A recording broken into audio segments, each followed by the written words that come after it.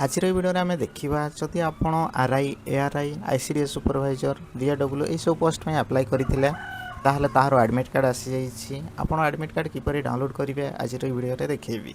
तो डेर नक चलते वीडियो को स्टार्ट करवा और देखा आपण मैंने एडमिट कार्ड को किपर डाउनलोड करेंगे।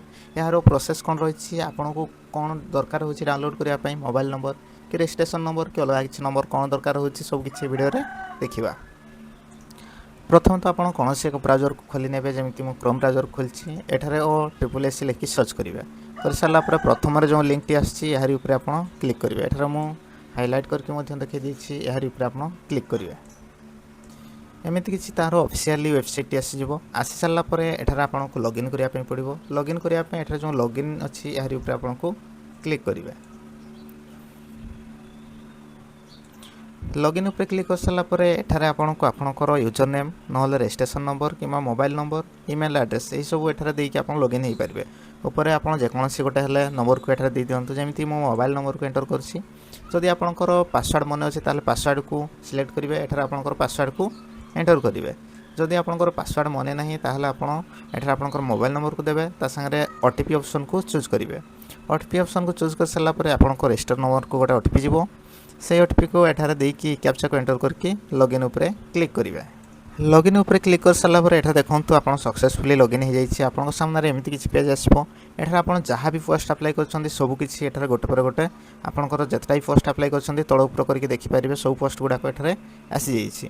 तो आमको एठारे आरआई एआरआई ताहार एडमिट कार्ड डाउनलोड करार अच्छे से एठारे देखंतु ए वर्ष जो अप्लाई होता आरआई एआरआई ताहा एठारे 2 नंबर से पोस्ट आसी जाइए। जो रजिस्ट्रेशन नंबर टी देखा ये रजिस्ट्रेशन नंबर को प्रथम आप नोट कर नियंतु कहीं जिते बड़े आप एडमिट कार्ड डाउनलोड करेंगे आपन को ये एप्लिकेशन नंबर टी दरकार हो से एप्लिकेशन नंबर को प्रथम आप नोट कर नियंतु। नोट कर सारापर ऊपर को आसी जातु एठारे देखंतु डाउनलोड एडमिशन लेटर जो अच्छी मुझे मार्क करके देखी दूसरी एठारे देखंतु डाउनलोड एडमिशन लेटर जो अच्छी यार ऊपर आपको क्लिक करार अच्छी यार ऊपर क्लिक करेंगे।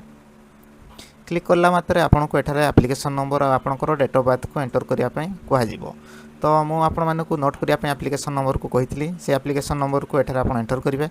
आपंकर एठारे डेट ऑफ बर्थ को एंटर करेंगे। तो डेट ऑफ बर्थ को किपर आप एंटर करेंगे जदि आपंकर डेट ऑफ बर्थ गोटे एग्जांपल हिसाब से मुझे कहीदे 10 फेब्रुआरी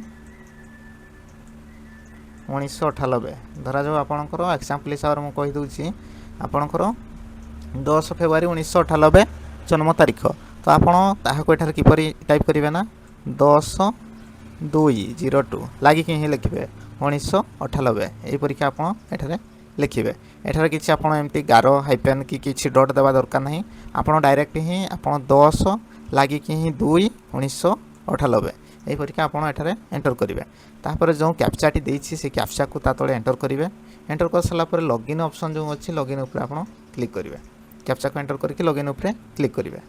लॉगिन उपर क्लिक कला मात्रे एठारे आपंकर डिटेल्स खोलिक आसी जाइथिबो जेमति कि एप्लिकेशन नंबर रोल नंबर ता संगे आपंकर एप्लिकेंट नेम आसी जाइछि। एठारे आपंकर फोटो आसी जाइछि। संगे आपन को पोस्ट अप्लाई करथिले ताहार डिटेल्स एठारे पोस्ट लिखिक आसी जाइछि। आपन ई पोस्ट देखैछि ताहार एडमिट कार्ड डाउनलोड करिया पे आपन आछंती बोली एठारे देखैछि। देखि सारला पर एठारे जो एडमिट कार्ड गोटे सेक्शन अछि देखंतु ऊपर देखंतु एठारे एप्लिकेंट डिटेल्स अछि ता साइड रे एठारे एडमिट कार्ड अच्छी यार ऊपर आपको क्लिक करार अच्छी। तो यही साइड क्लिक कला मात्रे आपको सामने एमती किसी आसो। तो आसी सारापर देखो एठारे एडमिट कार्ड जो ऑप्शन टी अच्छी यार ऊपर आपको क्लिक करार अच्छी। यार ऊपर क्लिक कला मात्रे आपंकर एडमिट कार्ड टी डाउनलोड हो या बहुत टाइम रखीदे ही से मोर लग आउट हो जाइए कि आपंकर एडमिट कार्ड टी एठारे डाउनलोड होकर आसीज। तो डाउनलोड होकर आसी सारापर ताको आप ओपन करके आप देखिपारे ता संगे आपंकर ताको प्रिंट आउट करेंगे। जब भी आपंकर डेट थी परीक्षा ताको सांगरे धरिकी आपंकर जहाँ भी डॉक्यूमेंट सेटा लिखा जाइथिबो जेमिति कि आधार कार्ड हो पैन कार्ड हो वोटर कार्ड हो यही सब डॉक्यूमेंट प्रूफ धरिकी ही आप एग्जाम सेंटर को जीवे। तो आज प्रोसेस रे बस आपको देखैली जे किपरि आपण माने एडमिट कार्ड डाउनलोड करेंगे। ता छड़ा जदि आपंकर अलग किसी प्रॉब्लम आछि ताहले कमेंट माध्यम रे निश्चय जणाइबे।